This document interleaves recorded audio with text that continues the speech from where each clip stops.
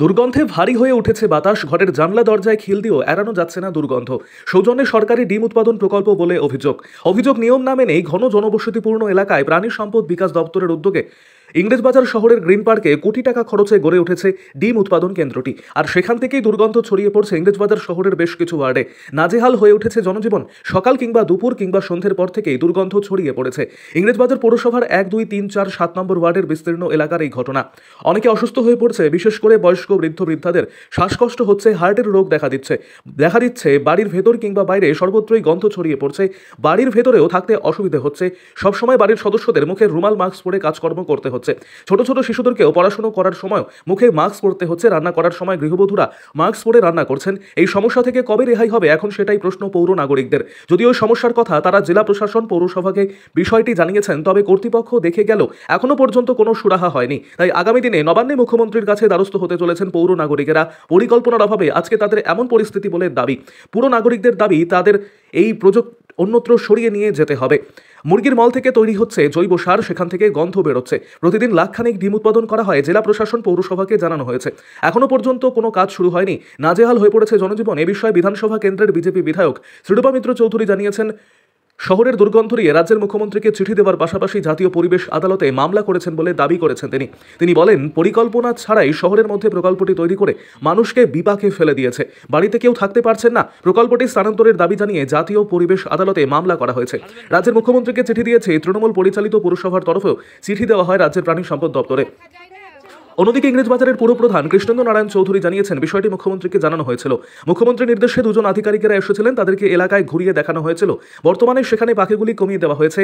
মুরগির মলগুলি সেখান থেকে তুলে নিয়ে গিয়ে অন্যত্র ফেলা হচ্ছে। অনেকটাই গন্ধ নিয়ন্ত্রণে আছে। প্রতিনিয়ত এই বিষয়ে কাজ চলছে। উল্লেখ্য, ইংরেজবাজার শহরের 2 নম্বর ওয়ার্ডের গ্রিন পার্ক এলাকায় 16 একর জমিতে রাজ্যের প্রাণী সম্পদ বিকাশ দপ্তরের তরফে 39 কোটি টাকা বরাদ্দকৃত অর্থে তৈরি হয় ডিম উৎপাদন কেন্দ্র। প্রাণী সম্পদ দপ্তরের দাবি, আধুনিক পদ্ধতিতে লক্ষ লক্ষ মুরগি পালন করে ডিম উৎপাদন হয় এই কেন্দ্রটিতে। এছাড়াও মুরগির বর্জ্য থেকে জৈব সার তৈরির পরিকল্পনা নেওয়া হয়েছিল। তবে 2024 সালের জুন মাসে প্রকল্পের সূচনা হওয়ার মাস খানেকের মধ্যেই শুরু হয় বিপত্তি। বিষয়টি গুরুত্ব দিয়ে দেখা হচ্ছে বলে জানিয়েছেন প্রাণী সম্পদ বিকাশ দপ্তরের জেলা কর্তারা। আরও আপডেট থাকতে আমাদের ভিডিও শেয়ার ও ফেসবুক পেজটিকে লাইক করে ফলো করে দিন। আমার শাশুড়ি মা অসুস্থ হয়ে পড়ে আছেন আজ দীর্ঘদিন হয়ে গেল। আচ্ছা, আমাদের বাড়ির ছেলেমেয়েরা এইভাবে মাস্ক লাগিয়ে পড়াশোনা করছে। আমাদের জনজীবনটা মানে কি বলবো, কিভাবে যে বীতশ্রদ্ধ হয়ে গেছে শুধু এই গন্ধে। এইভাবে মুখে কাপড় দিয়ে, নাকে হাত দিয়ে এরকম কি সাধারণভাবে কাজ করা যায় বলুন? আর এই তো একটা পাঁচিলের তফাতে প্ল্যান্ট, 30 মিটার দূরত্বের মধ্যে। ভাবুন তাহলে, এই রকম জনবহুল এলাকার মধ্যে এরকম একটা প্ল্যান্ট, প্রশাসনের ভীষণ গাফিলতির জন্য আজকে এই অবস্থা। ভাবুন তাহলে, এই মাত্র 30 মিটার মধ্যে আমাদের কীরকম জনজীবনটা অবস্থা। এখানে 300 পরিবার মানে কি প্রতিনিয়ত আমরা এই ইসের মধ্যে থেকে বাস করছি। প্রত্যেকটা আমাদের মাননীয় মুখ্যমন্ত্রীর কাছে আমাদের করজোড়ে নিবেদন যে আপনি আমাদের বাঁচতে দিন, এই প্ল্যানটা এখানে তুলে নিন। হ্যাঁ, আমরা এর চেয়ে আর কিচ্ছু চাই না মুখ্যমন্ত্রীর কাছে। আপনি বুঝতে পারছেন না যে এখানে কি অবস্থায় আমরা আছি। শুধু আমি আমার এই ভৌমিক পরিবার বলে নয়, আমার এখানকার আশেপাশে সমস্ত পরিবার এইটার সাফারার হচ্ছি। আমরা প্রচণ্ডভাবে এটার জন্য আপনাদের কাছে, মুখ্যমন্ত্রীর কাছে বিশেষ করে আমরা করজোড়ে নিবেদন যে এই প্ল্যানটা তুলে নিন। আর কিছু চাই না, বা অন্যত্র সরিয়ে নিয়ে যান। কারণ না হলে আমাদের জনজীবন ভীষণভাবে, শুধু বয়স্ক বাচ্চা না, আমরাও প্রতিনিয়ত এইটার মধ্যে অসুস্থ ফিল করছি। ডাস্ট অ্যালার্জিতে আমরা ভুগছি।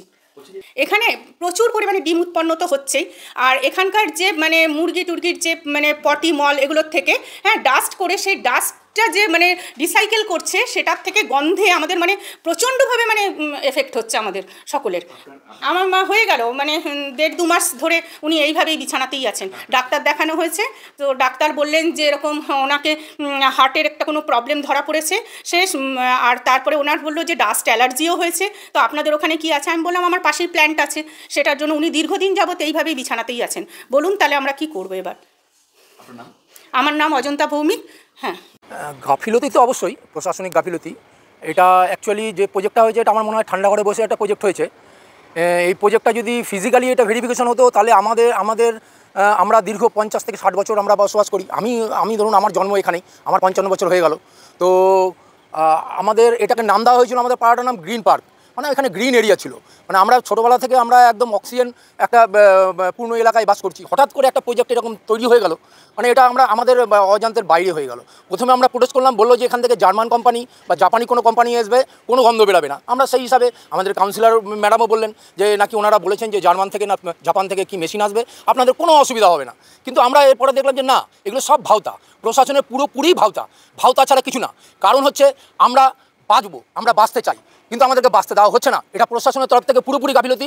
আমরা চাই এর সুরাহা হোক। আমরা নবান্নে যাব, নবান্নে প্রয়োজন পড়লে আমরা এখানে আন্দোলন করব, কিন্তু তারপরে না হলে এখানে এর সামনে আমরা পড়ে মৃত্যুবরণ করব। তাছাড়া আমাদের কোনো আর অল্টারনেট নেই। আমি নিজেও অ্যালার্জির পেশেন্ট। আমি ছোটোবেলা থেকে আমার অ্যালার্জির সমস্যা আছে, কিন্তু দীর্ঘ 1 বছর ধরে আমি দীর্ঘদিন অ্যালার্জির আমি ট্রিটমেন্ট করি। 1 বছর ধরে আমি অ্যালার্জির সমস্যা আরও বেড়ে গেছে, আমার শ্বাসকষ্ট বেড়ে গেছে। আমার মা 80 বছর বয়স্কা মহিলা, ওনার কোনো দিন আমি ছোটো থেকে দেখিনি যে ওনার শ্বাসকষ্ট হচ্ছে, হঠাৎ দেখছি 2 বছর ধরে 1 বছর ধরে ওনার শ্বাসকষ্ট বেড়ে গেছে। ওনার ট্রিটমেন্ট চলছে, আমি জানি না কী অবস্থা, কতদিন বাঁচাতে পারবো এই পরিস্থিতির মধ্যে। তো আমরা চাই এর সুরাহা, ইমিডিয়েট সুরাহা হোক, নাহলে আমাদের প্রত্যেককে মৃত্যুবরণ করতে হবে এবং এর দায় পুরোপুরি পশ্চিমবঙ্গ সরকারের প্রশাসনকে নিতে হবে। আমার নাম সৌমেন ঘোষ দস্তিদার, আমি গ্রিন পার্কের বাসিন্দা।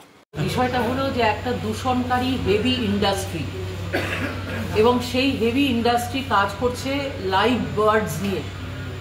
এই লাইভ বার্ডস নিয়ে একটা হেভি ইন্ডাস্ট্রি, বিরাট বড় মেকানাইজড সেটা তৈরি হলো, এবং সেখানে যেখানটায় তৈরি হলো তার 3 দিকে হচ্ছে স্কুল, এবং তার মধ্যেখানে হচ্ছে রেসিডেন্টরা থাকেন, বড় বড় বাড়ি রয়েছে ওখানে, এবং বাচ্চাদের খেলার মাঠ রয়েছে। এরকম একটা জায়গাতে এরকম একটা ইন্ডাস্ট্রি তৈরি করা হলো, এবং এটা সরকারি বোর্ড লাগানো আছে, সরকারের মাধ্যমে এই ইন্ডাস্ট্রি তৈরি হয়েছে। এই ইন্ডাস্ট্রি এলাকাতে এয়ার পলিউশন এবং ওয়াটার পলিউশন সেটা তৈরি করছে, এবং ওখানকার মানুষজনের বক্তব্য হচ্ছে যে মিথেন গ্যাস বা অ্যামোনিয়া গ্যাসের মতো বিষাক্ত গ্যাস ওখান থেকে বেরোচ্ছে। তার তথ্য প্রমাণ আমার কাছে নেই, কিন্তু যেটা আছে সেটা হলো লাইভ বার্ডস নিয়ে কাজ করলে পরে সেখানে প্রচুর পরিমাণে এভিয়ান ফ্লু বা ইনফ্লুয়েঞ্জা হতে পারে, এবং কিছু কিছু ডিজিজ আছে যেটাকে বলে জুনাটিক ডিজিজ, সেই ডিজিজগুলো বাচ্চাদের অ্যাফেক্ট করতে পারে, এবং যারা এজেড আছেন তাদেরকে অ্যাফেক্ট করতে পারেন। তার ফলে নসিয়া হয়, শ্বাসকষ্ট হয় এবং ভমিটিং হয়। সেটা অলরেডি মানুষের মধ্যে হচ্ছে। কোথায় এই বিষয়টা নিয়ে আমি ন্যাশনাল গ্রিন ট্রিব্যুনাল তাদের কাছে অ্যাপিল করেছি, এবং এই বিষয় নিয়ে স্টে করার জন্য আমি প্রার্থনা জানিয়েছি, এবং সেই সঙ্গে আমি রাজ্যের মাননীয় মুখ্যমন্ত্রী এবং সেটা নয়, গ্রিন পার্কে মুরগির খামার হচ্ছিল, ডিমের চাহিদা বা মাংসের চাহিদা মেটাবার জন্য এরকম পশ্চিমবাংলা অনেক জায়গায় করছেন মাননীয় মুখ্যমন্ত্রী। আমি মুখ্যমন্ত্রীকেও জানালাম, মুখ্যমন্ত্রীর নির্দেশে 2 জন অফিসার এসছেন, তারা দেখে নিলেন ঘুরে, ওখানে এইটা কমিয়ে দিচ্ছে, পাখির যে এত পাখির ভলিউমটা কমিয়ে দেওয়া হচ্ছে, এবং এখন ওখান থেকে যে মলগুলো সেগুলো আমরা তুলে নিয়ে বাইরে একটা জমা দিচ্ছি, কারণ পরবর্তীকালে ওগুলো সারের ব্যবহার হবে। কতদিনের মধ্যে মানে কি কাজ